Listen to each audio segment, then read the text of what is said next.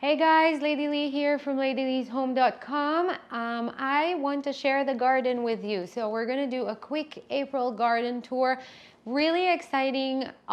Pretty much all the cold weather crops are already in the garden. We're starting to have 70-degree days, so spring is definitely here. Things are catching on and starting to pretty much explode and grow beautiful green leaves, and it's a really exciting time of the year for every gardener and homesteader. I'm already harvesting lettuce and radishes, so this is fun. I know that some of you are probably still covered with snow, but hang tight just a little bit and it is coming. Here in the south, we're already full on in spring mode. But I know that not everybody are in the same situation as we are. But even if you're not, it is really close and coming, and you just have to hang on a little bit more. So we are actually going to start indoors, and I'll show you what's growing inside. And then we'll go out to the garden and walk around, and we'll see what's growing outside. I have a trip to Israel planned in a few days from now. So everything is going to be left for my beautiful neighbors and friends to take care of. And I hope that everything will still be here when I come back. So we'll see. I'm pretty sure it will. So let's start from the stuff with the stuff indoors, and then we'll go out. So I'm really just using two growing shelves here on my unit. The top one has sweet potato slips, and behind it peppers and basil, and the lower one has the tomatoes. So a few different tomato varieties, and I did do a video on how I plant the tomatoes so I don't have to repot them. Did a video about that a couple weeks ago, and here they are. The pot or the little cups or planters, whatever, they're full of soil, and now the tomatoes are just growing. These ones, let me see if I can show you.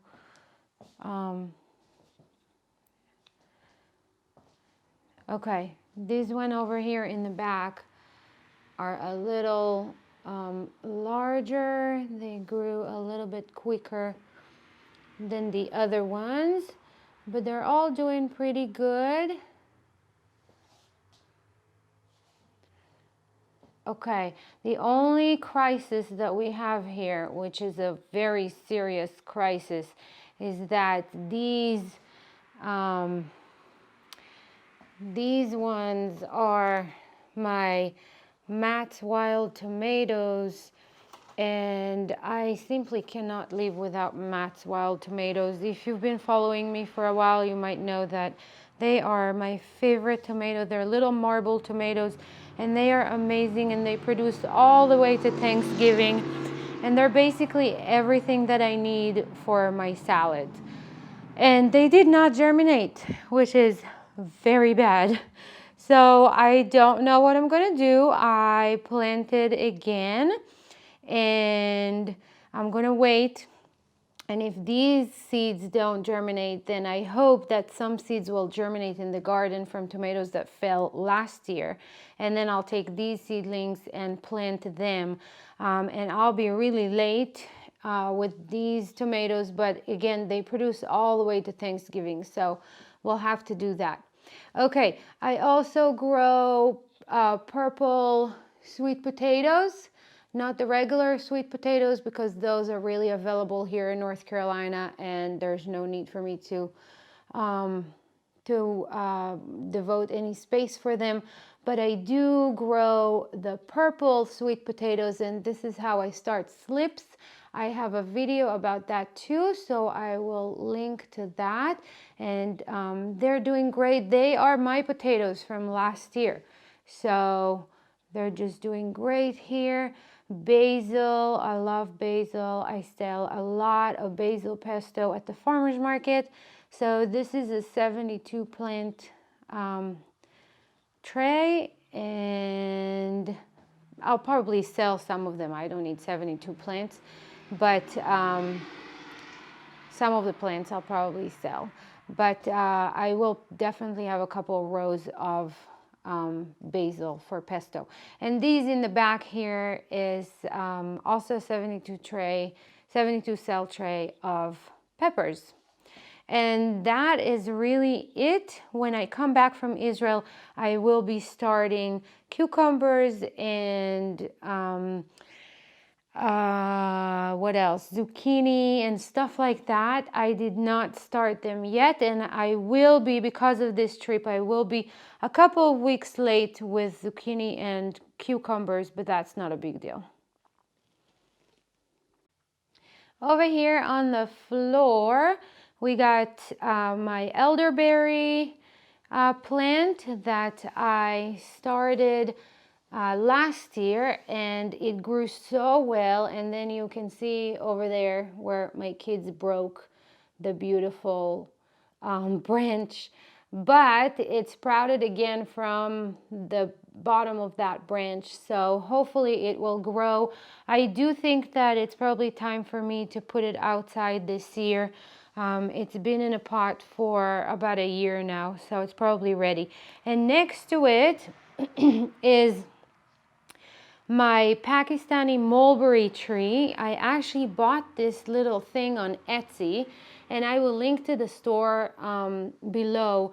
I've been looking for this tree for so long. Mulberry, Pakistani mulberry are 3-inch long mulberries, and we have them in Israel, and they are delicious and amazing fruit, and I don't understand how they did not take over the world yet, but I would definitely gladly let them take over my place. So I made a huge mistake here though. The guy from Etsy sent me this beautiful little twig and with already buds on it, and it did really, I mean, it was really good. Really good. I planted it, and it started growing right away, and then I forgot it outside in like a 27-degree night, and that's why the leaves are a little damaged. A big mistake. I pretty much, you know, I hope that it will still be okay. I think it's not dead or anything. It's just damaged a little bit. It might take it a couple of weeks to come back to life. But this guy will probably stay here this year and then maybe go outside next year. So around the house, I have this huge bed that I built a couple of years ago. Ignore the plywood. It is for my beautiful trailer, my new trailer. See over there? Oh, I'm so excited about it. Building a new trailer, so that's for that.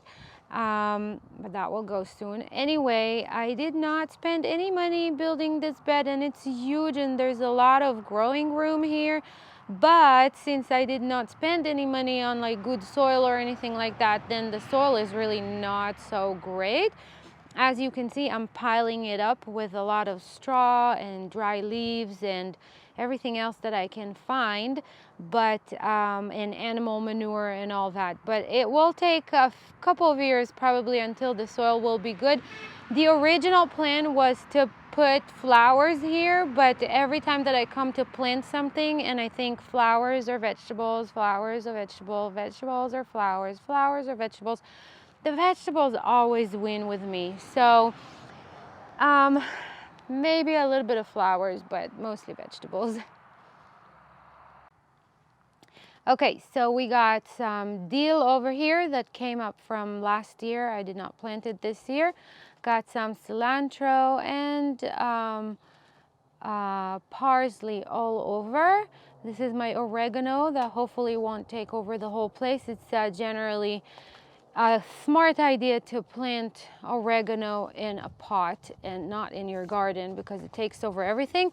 And the creeping Jenny is beautiful and like very vibrant and all with the new leaves, but in the new growth, but it's also kind of crawling everywhere, and I have to make sure to kind of keep it contained. So more cilantro and parsley all over. Over in the back there I have kale, which is not doing so good, not because the kale, but just because my beautiful dog really loved to lay down in this spot, and she keeps laying down on the poor plants, and every time they recover, she just comes and sit here again, and then they're smothered again. So hopefully I can somehow get her away from that habit. The sage is doing really good too. And then I got thyme over here that is waking up as well. Some more cilantro and parsley all over. Some more kale plants over in the back. Right there is some chard.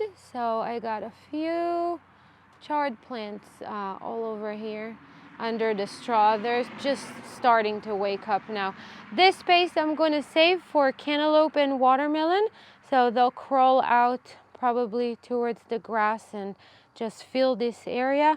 So that some watermelons and cantaloupe for summer is always good. Some more cilantro and some more parsley, because I love cilantro and parsley. What else do I have here? I planted a few more plants of rhubarb over here. That's, I think, Victoria it's called. It's the red stem rhubarb. And I have 3 more rhubarb plants in another location, but I planted 3 more. They have the green stem and this one has the red stem, so that should be interesting. Over here in the front I planted purple asparagus. I have a 30-foot row of the regular green asparagus at the farm on the other side of the road, but I thought it would be fun to just have a little bit of a variety. So planted some purple asparagus over here. Over here are the celeries, which I am so excited to grow celery. I found those celery babies. They were probably half the size that they are right now, but I found them actually in Walmart. I never can find locally celery starts, and it takes forever to start celery indoors. I literally have to start it in like the beginning of January if I want to plant it in March. So I was so excited to find celery, and hopefully it will grow good.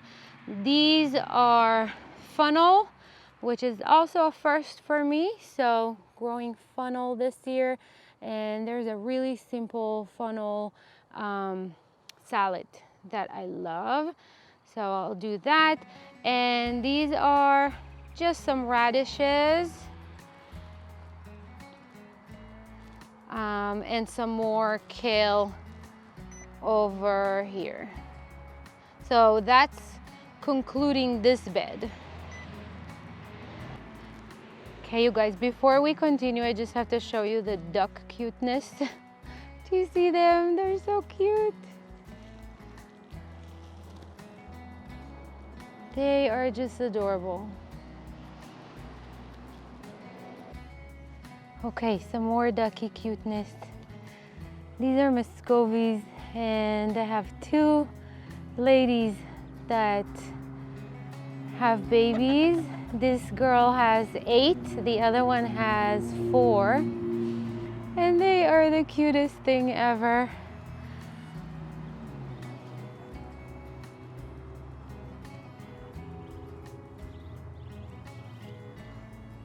She's very protective. These guys are about maybe 7 or 8 days old.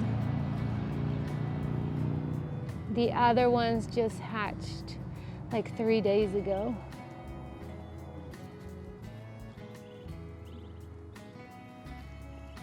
So, do I need another 12 ducks? No, I do not. I do not. Right, Stella? Right, Stella? Stella is due to give birth in the beginning of May. Don't do anything stupid when I'm not here, okay, girl? Deal? Deal.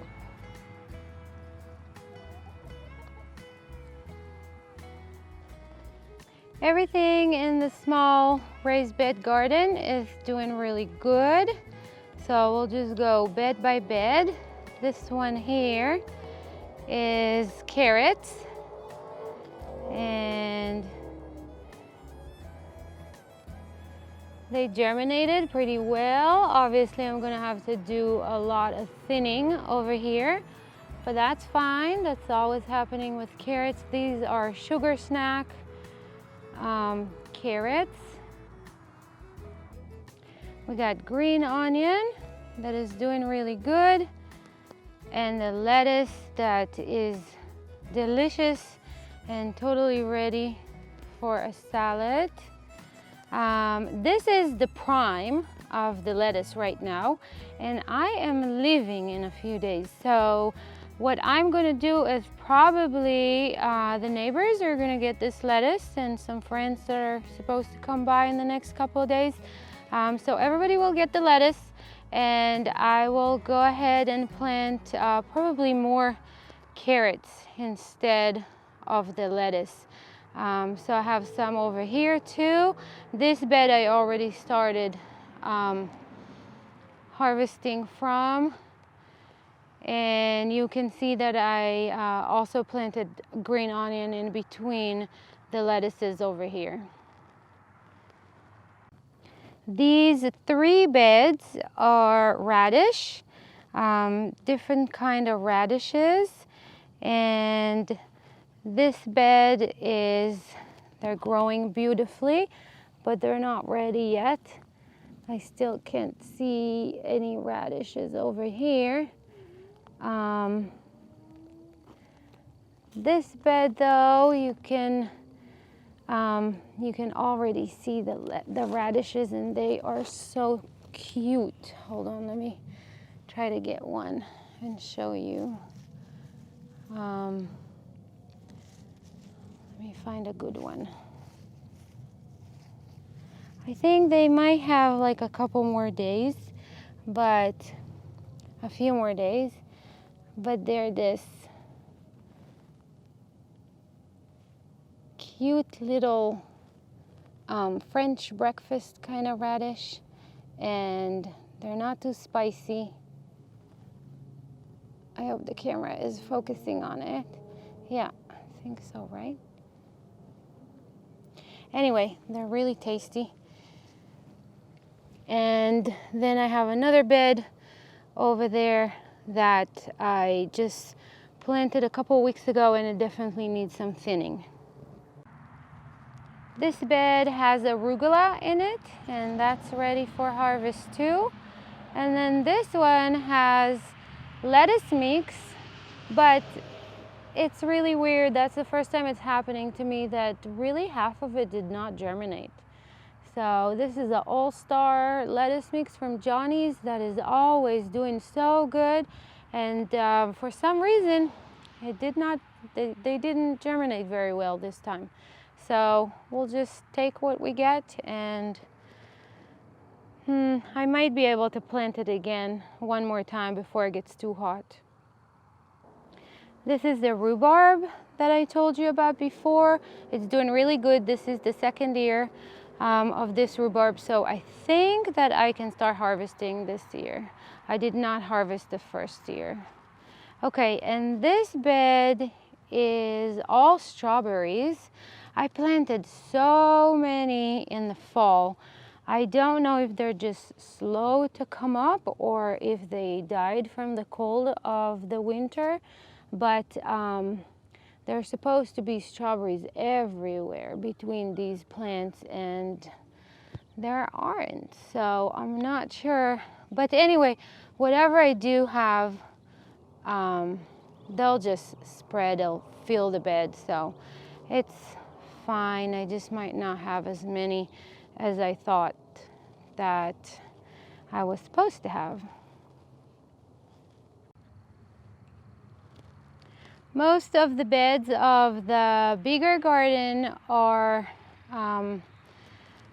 reserved and waiting with their trellis ready for summer crops like tomatoes and cucumbers.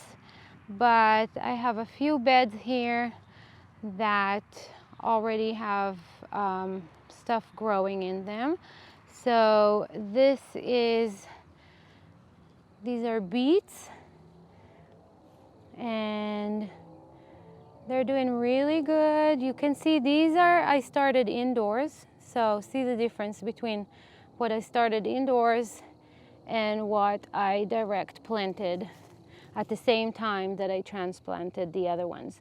They're doing fine, but it's not consistent germination with beets, and I hate that.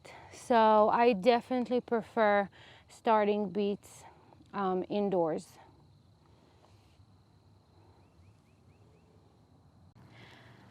This second bed has carrots in it, and they're doing pretty good. I will probably, when I come back, I will do the first thinning. I don't think I'll make it before, but hopefully when I come back, they'll be ready for the first thinning. All right, the bed next to it has a lot of green onions. So there's a bunch of them over here. A lot of green onions.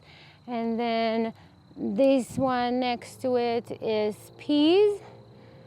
And they are also starting to take off and climb. They'll probably be halfway up the trellis when I come back. This bed has lettuce that just germinated, and it's the same kind of lettuce that you saw before, the mature one. It's just here I planted the seeds really close together, and I'm going to use it as salad greens. I'm not going to let it go all the way to a full head of lettuce. Over next to it is a bed of carrot that is not doing so good, and this always happens when I'm trying to veer from the recommended more common carrot varieties. These are purple carrots, 2 types of them, and you know, they're okay, but there was really bad germination here, and I feel like half the bed is empty. I also have a little bit of lettuce between them that sprouted from, I guess, lettuce that was here last year. I didn't plant any, and I kind of decided to leave them because I didn't have good germination of carrots here, so there's a lot of empty pockets. So I don't know, we'll see what the lettuce and carrots will do together. Okay, more beets. More beets. These were direct seeded from pelleted seeds. And you can see that there's a much better germination rate here than in the other bed, and that the seedlings are doing much better. The coating of the pelleted seeds just helps the seeds to stay a little bit moist during the germination period. So I think there's better germination rate with pelleted seeds. So I'll definitely use them again. And I also am growing ants. Haha, red ants. Oh my God, they took over a really big section of the bed, and I've tried and tried and tried to get rid of them with natural things. I just purchased diatomaceous earth to try to spread on them, see if that will help, but nothing works. If you know anything that works against red ants that taking over your garden, please let me know. And then last but not least, another bed of beets. Beets are very good crop for me for the market, so I grow a lot of beets. I also really like beets. So these are very tiny. They're just germinated a couple of days ago. So hopefully they will do good. They're not covered, so it seems like they're growing a little slower, and the soil in this bed is not as good as in the other beds because it's a new bed.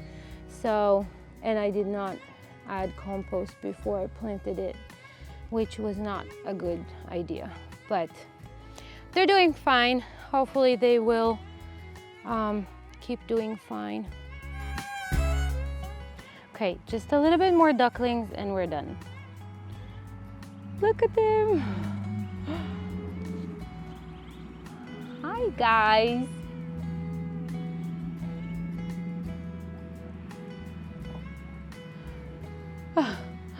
They're so cute. All right guys, I hope you enjoyed this video. Things are really starting to move around here. I'll be in Israel for the next 3 weeks and we'll be back after that for probably another crazy summer season. Please subscribe and like, and I will see you again in the next video.